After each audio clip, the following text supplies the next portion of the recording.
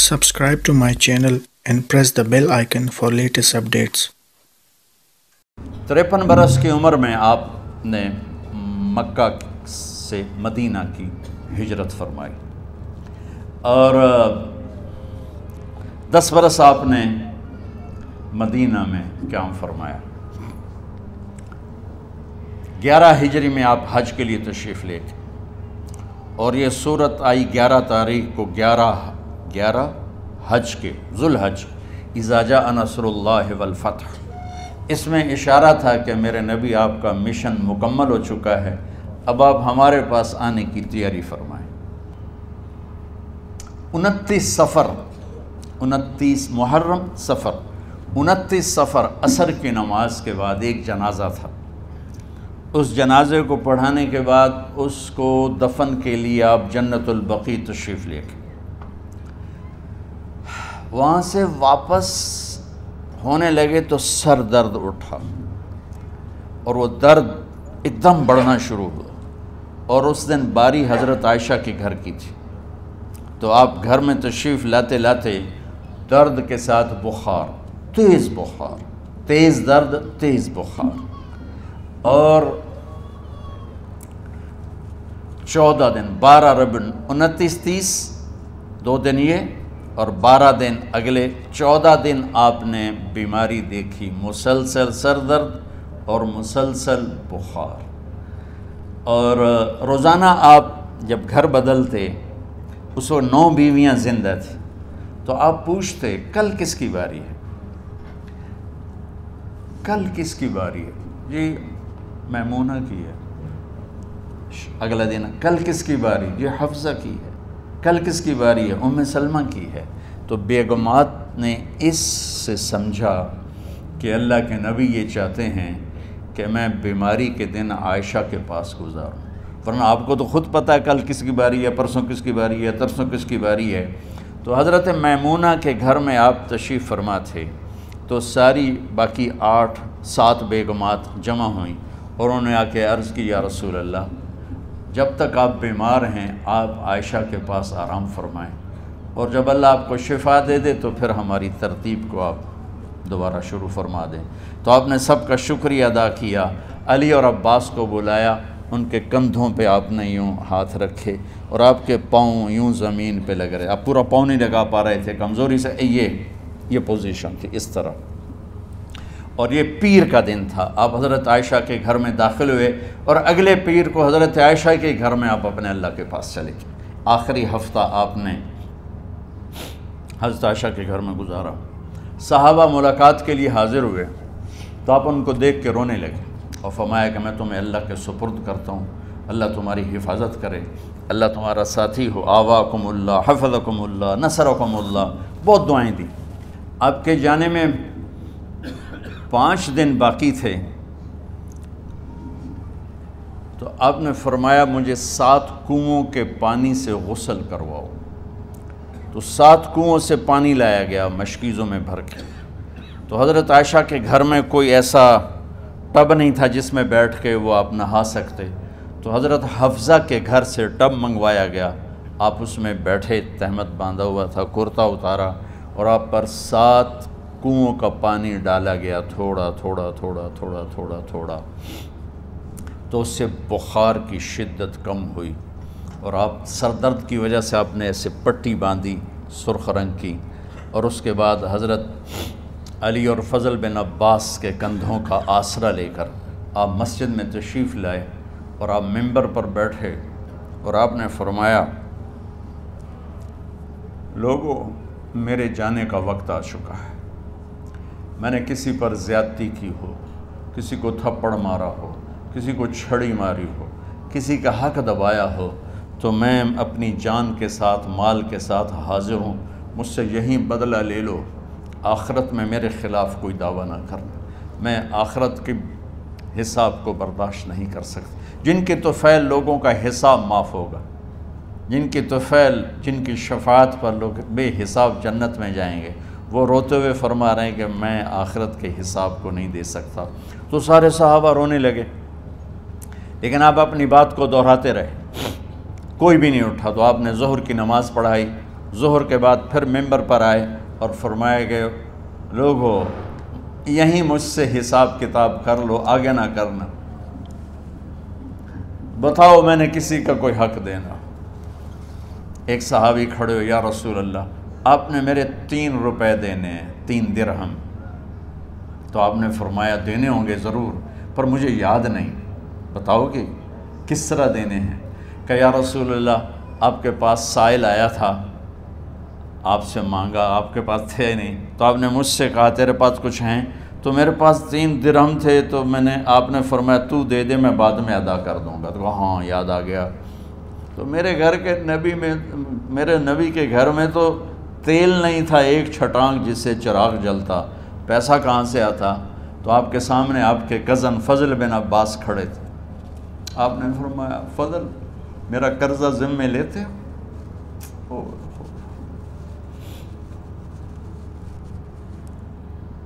جن کے لیے کائنات سجائی گئی، جنت کی چابیاں جن کو پکڑائی گئیں، جاتے ہوئے 3 روپے دینے کی ہمت نہیں تھی۔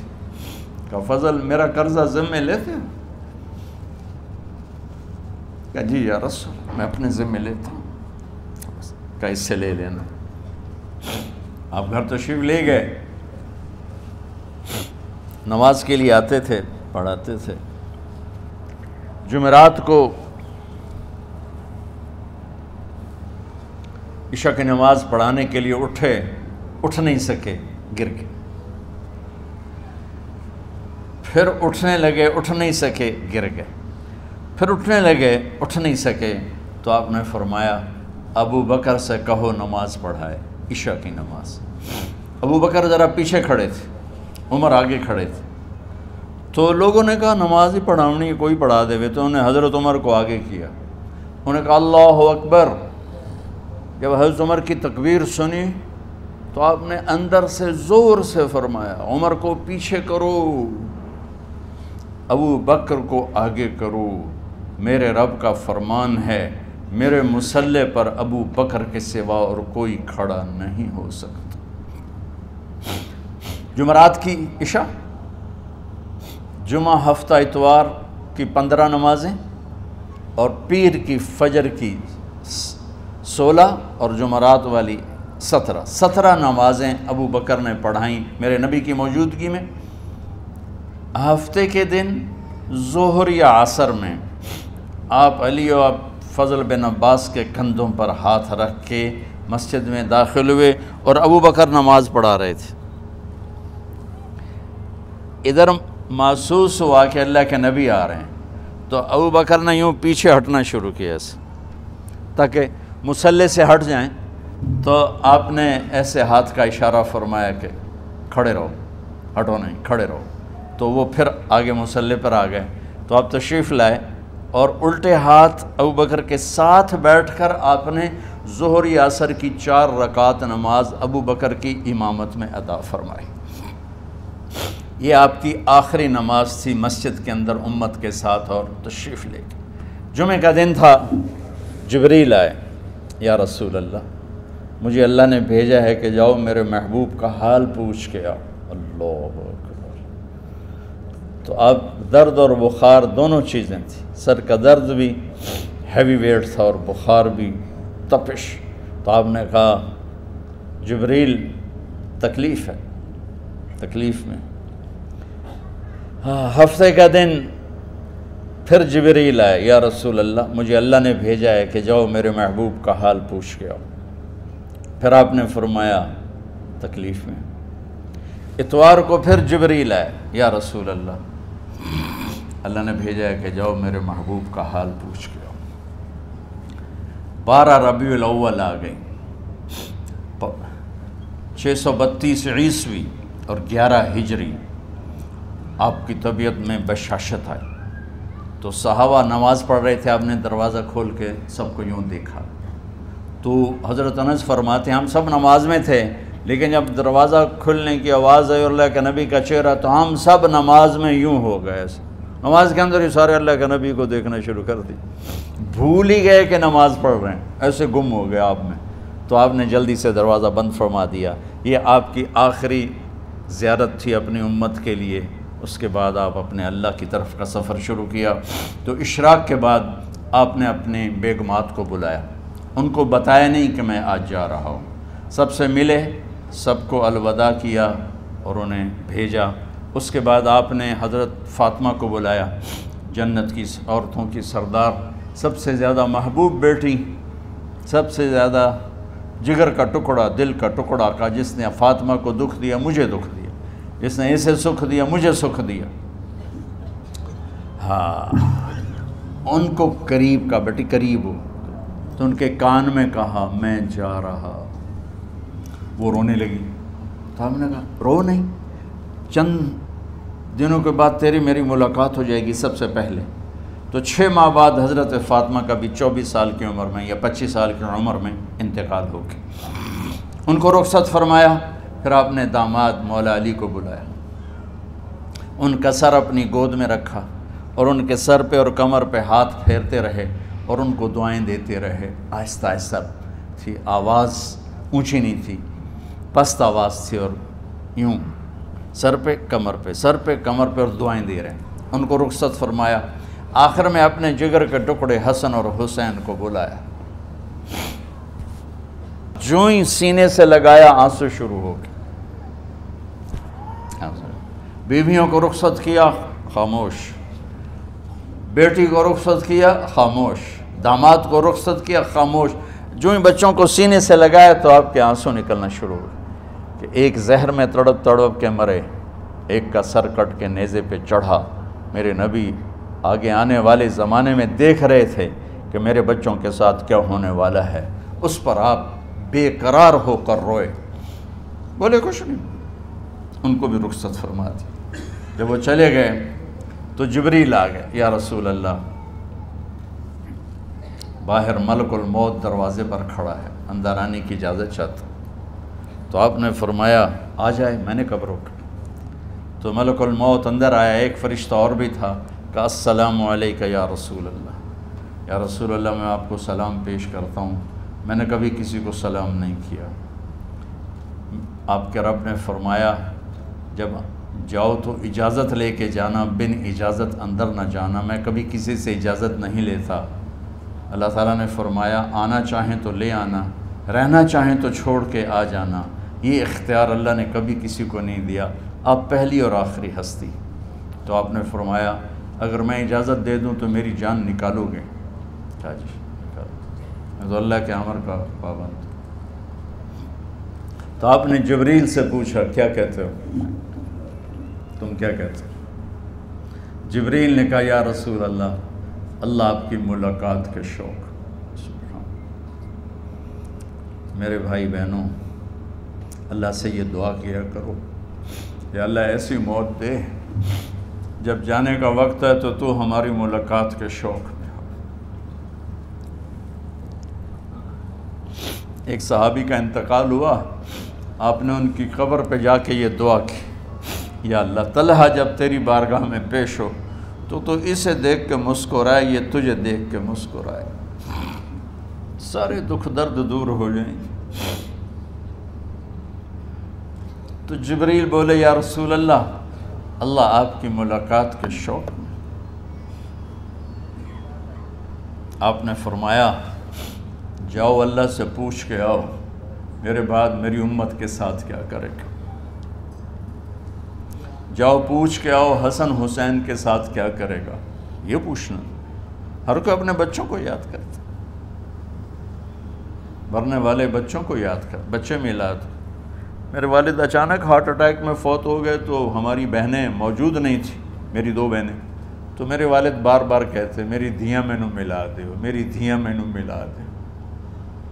اور میرے نبی نے کہا میری امت کا مجھے بتاؤ پہلے کیا کرو گے۔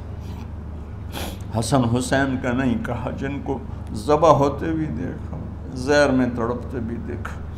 واہ یا رسول اللہ، آپ نے کیا وفا کی اور ہم نے کیا صلہ دی، سارے خنجر انہی کے سینے میں ہی اتار دیے، ہر تیر کھینچ کے آپ کے جگر کے پار کیا، ہر نافرمانی کا ٹھیکہ لے لیا۔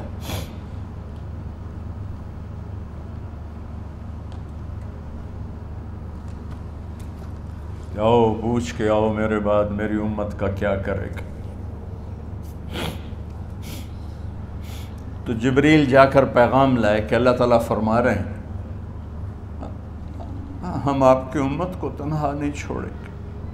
میرے رب کی عزت کی قسم، خواتین و حضرات، میرے رب کی عزت کی قسم، میرے نبی یہ بات نہ اٹھاتے تو کوئی ہم میں خنزیر بنتا، کوئی بندر ہو جاتا، کوئی کتا ہو جاتا، کوئی سانپ بچھو بن جاتا۔ اس کملی والے پہ درود و سلام پڑھو جس نے اولاد کو پیچھے کر کے تمہیں اللہ سے مانگا۔ جب تک اللہ نے یہ نہیں کہا کہ آپ کی امت کے بارے میں راضی کر دوں گا، آپ نے فیصلہ نہیں کیا کہ چلو ملک الموت اللہ کی تقدیر کو پورا کر، اور جاتے ہوئے 2 نصیحتیں فرمائیں، وہ بھی بچوں کے لیے نہیں، بیویوں کے لیے نہیں، امت کے لیے۔ الصلاۃ وما ملکت ایمانکم، اے میری امت نماز نہ چھوڑنا، نوکروں سے اچھا سلوک کر، حقوق اللہ نماز، حقوق العباد غریب لوگ کا فرمایا غریبوں پہ ترس کھانا، اپنے نوکر ملازم غلاموں پہ ترس کھانا، اور نماز نہ چھوڑنا، نماز نہ چھوڑنا، نماز نہ چھوڑنا، نماز آخر الفاظ سے نماز نہ چھوڑنا، نماز نہ چھوڑنا، نماز نہ چھوڑنا۔ اور اب حضرت عائشہ کے سینے پر اس طرح نیم دراز تھے، حضرت عائشہ یوں سیدھا بیٹھی ہوئی تھی۔ اب فرمایا کل مجھے فخر حاصل ہے، مات فی سحری و نحری، میرے نبی نے میری گردن اور سینے کے درمیان اللہ کو جان پیش کی۔ آپ اس طرح نیم دراز تھے تو تھوڑی دیر پہلے عبد الرحمن بن عوف آئے، عبد الرحمن بن ابو بکر آئے، آپ کے ہاتھ میں تازہ مسواک تھا، تو آپ مسواک بہت فرماتے تھے، تو آپ اتنے کمزور ہو چکے تھے کہ بولا نہیں جا رہا تھا، تو آپ کی نظریں مسواک پہ ٹک گئیں، دیکھے جا رہے ہیں، مسواک کو دیکھے جا رہے ہیں۔ حضرت عائشہ نے محسوس کیا کہ نظریں مسواک پر ہیں، تو کہا یا رسول اللہ اب مسواک کرنا چاہتے ہیں، تو آپ نے تو حضرت عائشہ نے اب بھائی سے لے کر وہ لکڑی اور اپنے منہ میں چبائی اور آپ کے منہ میں اس طرح کر کے خود چلائی، کہا میں وہ خوش قسمت ہوں جس کا لعاب آخری غذا تھی جو میرے نبی کے منہ میں گیا، وہ حضرت ام عائشہ کا لعاب مبارک تھا۔ اور پھر اس کے بعد اگلا یہ سارا واقعہ ہوا، تو آپ نے کہا الصلاۃ وما ملکت ایمانکم، ایک نماز نہ چھوڑنا، ایک اپنے نوکر نوکرانی غلاموں سے اچھا سلوک کرنا، اور پھر اللہم الرفیق الاعلی، یا اللہ بلا لے۔ جب آپ نے اعلان کیا کہ چلو تقدیر کو پورا کرو، تو جبریل بھی غمگین ہو کر کہنے لگے یا رسول اللہ پھر میرا بھی آج دنیا میں آخری دن ہے، آج کے بعد میں بھی کبھی اس دنیا میں لوٹ کے نہیں آؤں گا، یعنی وحی کے ساتھ۔ آپ کی آنکھیں بند ہوئیں، حضرت عائشہ رضی اللہ تعالیٰ عنہ کی چیخ نکلی، تو ساری بیگمات دوڑی آئیں، تو آپ کی منزل پوری ہو چکی تھی، تو آپ کو لٹایا گیا اور چادر ڈال دی گئی۔ ابو بکر رضی اللہ تعالیٰ عنہ اپنی دوسری بیگم کے پاس گئے تھے، عوالی، 3-4 میل، پتہ چلا تو وہاں سے گھوڑے پر وہ دوڑتے ہوئے آئے اور آ کر آپ کے ماتھے سے چہرے سے کپڑا ہٹایا اور آپ کے ماتھے پر بوسہ لیا، تو آپ کے آنسو ماتھے پر گرے، کہ واہ نبیہ واہ خلیلہ واہ صفیہ، ہائے میرا نبی، ہائے میرا دوست، ہائے میرا خلیل، ہائے میرا جگر، کہ یا رسول اللہ آج کے بعد آپ کوئی دکھ نہیں دیکھیں۔ جب آپ درد سے بے قرار تھے اور بی بی فاطمہ رضی اللہ تعالیٰ عنہ ساتھ بیٹھی تھیں، تو آپ کی بے قراری کو دیکھ کر وہ رونے لگی کہ ہائے میرے ابا کا درد، ہائے میرے ابا کا درد۔ تو میرے نبی نے کہا ما علی ابی کی کرب بعد اليوم، بیٹی آج تیرے باپ کے دکھ کا آخری دن ہے، آج کے بعد کوئی دکھ نہیں دیکھیں گے۔ تو صدیق نے کہا آپ آج کے بعد کوئی دکھ نہیں دیکھیں گے۔ اب تشریف لے گئے مسجد میں، تو کوہرام مچا ہوا تھا، کچھ گمسم تھے، اور عمر رضی اللہ عنہ تلوار اٹھائے ہوئے تھے، جو کہے گا اللہ کا نبی فوت ہوگا میں سر اڑا دوں گا، وہ فوت نہیں ہوئے، وہ اللہ کے پاس گئے، ایک جنونی کیفیت پیدا ہوگی، وہ واپس آئیں گے، سارے کفار سے جہاد کریں گے۔ تو ابو بکر ممبر پر آئے، کہا عمر بیٹھ جاؤ، عمر کہنے لگے نہیں بیٹھتا، انکار نہیں بیٹھتا، اور تلوار ایسے، سبحان اللہ، واہ صدیق واہ۔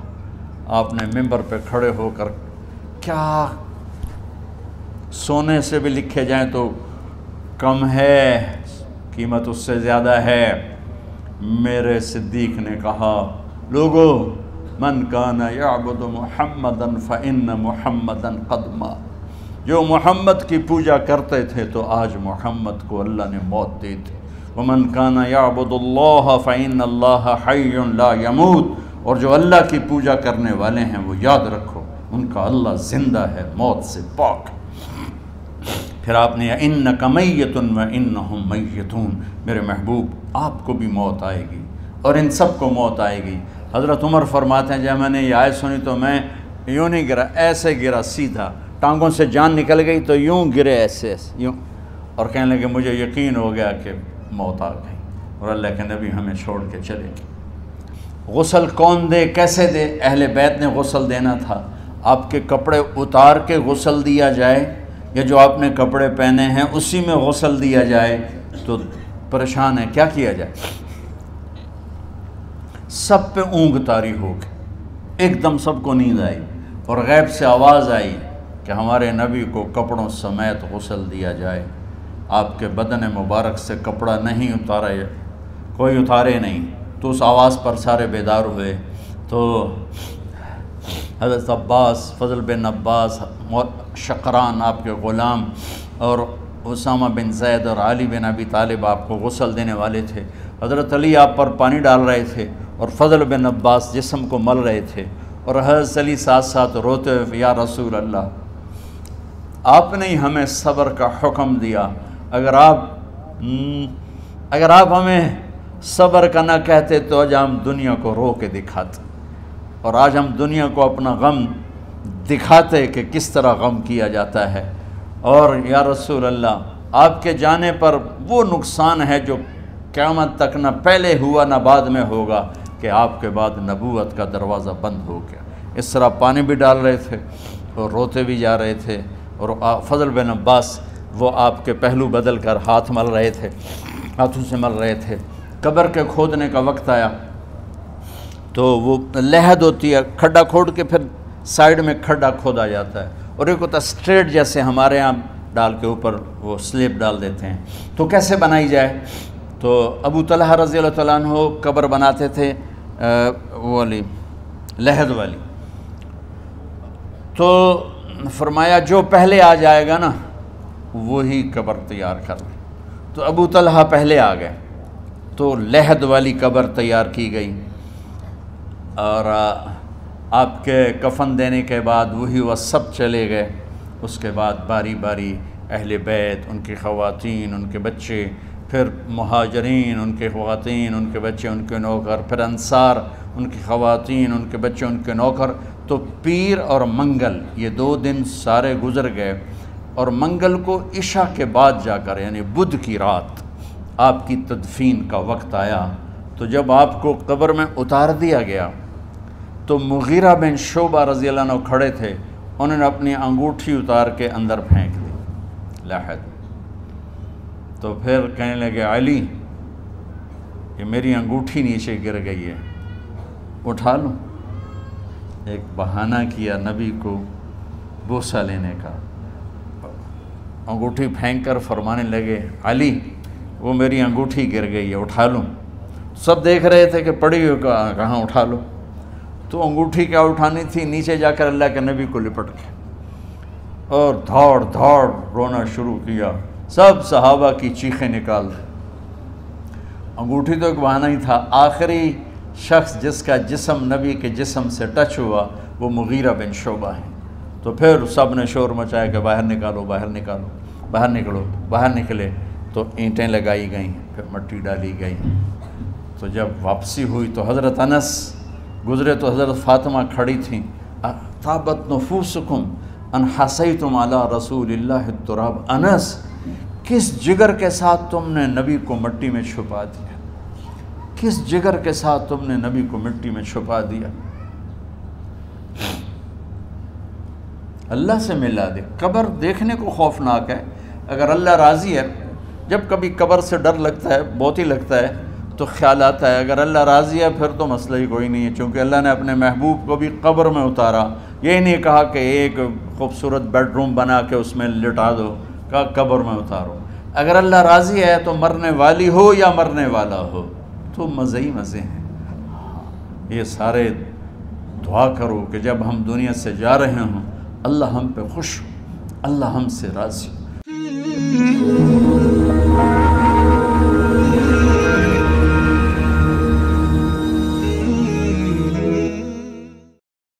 Subscribe to my channel and press the bell icon for latest updates.